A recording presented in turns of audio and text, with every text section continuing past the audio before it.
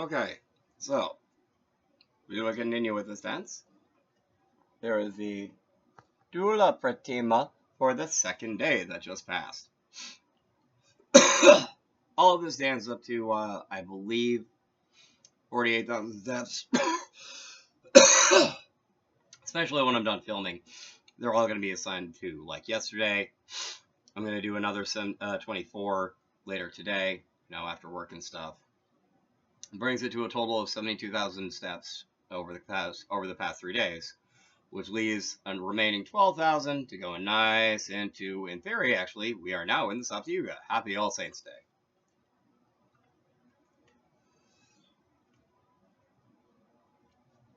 Okay, so now I have to, after 30,000 steps, recall Avasarati Samasajati, Yukita Avasarati, Yukita Avasarati, Kamayati Paraksati, Anantranam Karoti.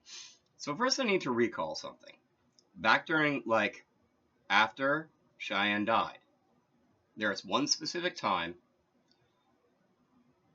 that he Avatarati'd into Victoria, and she began to channel him. I was with her and Janiko, who I don't think I mentioned, actually. Alright, I'll be mentioning him in a minute. When Cheyenne told me that he didn't jump, that something pushed him. He wasn't sure what, but Samasajati, he entrusted that to me, because it was more than important that get out. It was more than important that someone didn't want to finish their suicide and something else forced him. Because it felt like it had a right to. Because he was only a pathetic human. Right, Michael? And you're desperate for Victoria to fall into despair, right? That's why you did it, right, Michael? Well, it worked. Why aren't you more satisfied with your success, Michael? Yeah, Michael can't be satisfied with the success that Michael the Archangel had of forcing a dude to commit suicide who wasn't going to anyway. Can't be satisfied with his pathetic Karpati victories, huh? Can't be satisfied with your pathetic cookie wins, huh? Yeah. Took so much satisfaction in forcing that dude to die. Can't even take satisfaction in your freaking pathetic little Karpati. Yukita, recall, Avasarati. So, Archangel Michael thought he was really clever. He tried to set it up so I sacrificed having my son in my life anymore to be with Parisa, and then claimed that because I sacrificed my son to be with her, that I didn't deserve to be with her. When, after I lost my son, but before I knew Parisa was a factor, I tried to, because after Cheyenne died, I met Janiko. Janiko, very close with Cheyenne. I'd actually met him a number of times because he worked at a place that I frequently shopped. A VJ's, in point of fact. A place I'd actually frequently shopped with my son. In point of fact. Point of fact, he might have known my son from there. But I digress.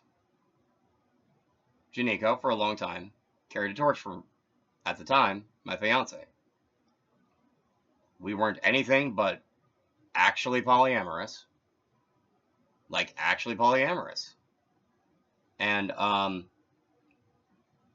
quite frankly, I was feeling a need to not be, away from Vicky forever, but definitely, need some space and, needed her to not be unsupported in that time.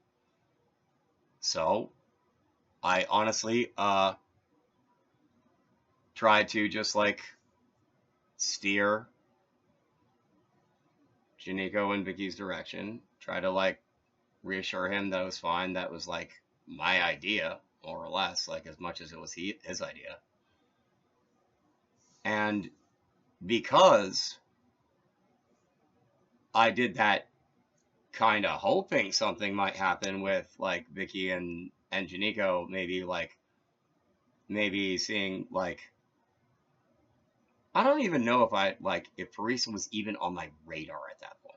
Like, really, seriously, I don't. However, I believe karma works in the actual way as opposed to the being screwed over by angels by trying to not be dishonest way.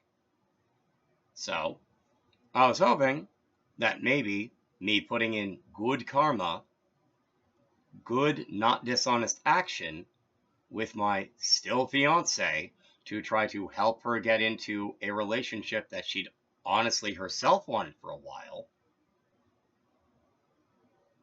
without judgment, as a polyamorous relationship, I thought that maybe in the way of the Karma Karoti Deva Sakaroti, that would be like not looked down upon by the love gods. And it wasn't. It was only looked down on by one failure of an angel that wants to think it's the truest God of all love. You're not a was. You're not Yahweh, and you're not Allah. Archangel Michael, you are none of the gods you're trying to replace. Get over it.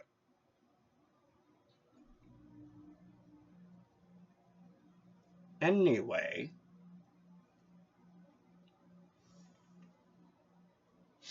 all right, I was talking about this. So, oh, by the way,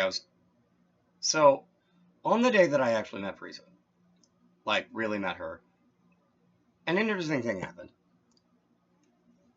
So, for a long time, I was hearing something inside of my head. I was like, it had been so long that I'd been hearing it that I had basically resigned myself to the possibility it was either a ghost. Like, it was more likely to be a ghost than a person.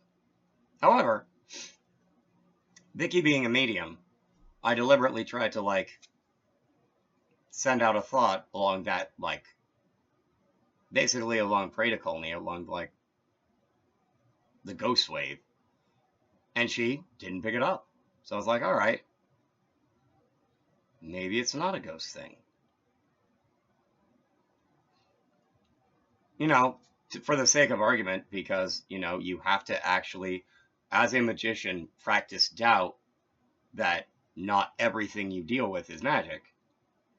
I maintained, like, you know, at least a possibility that I was crazy.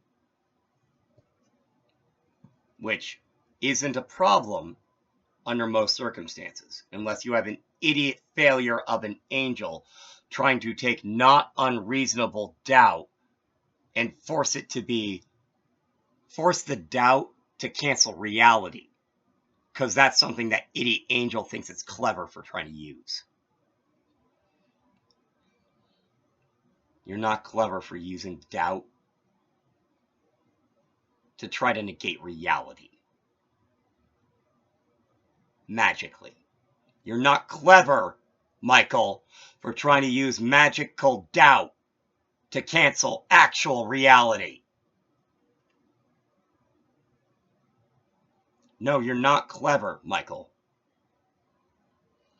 I used to get I'm not clever to literally cancel physical reality. Yeah, no kidding, you refuse to accept it.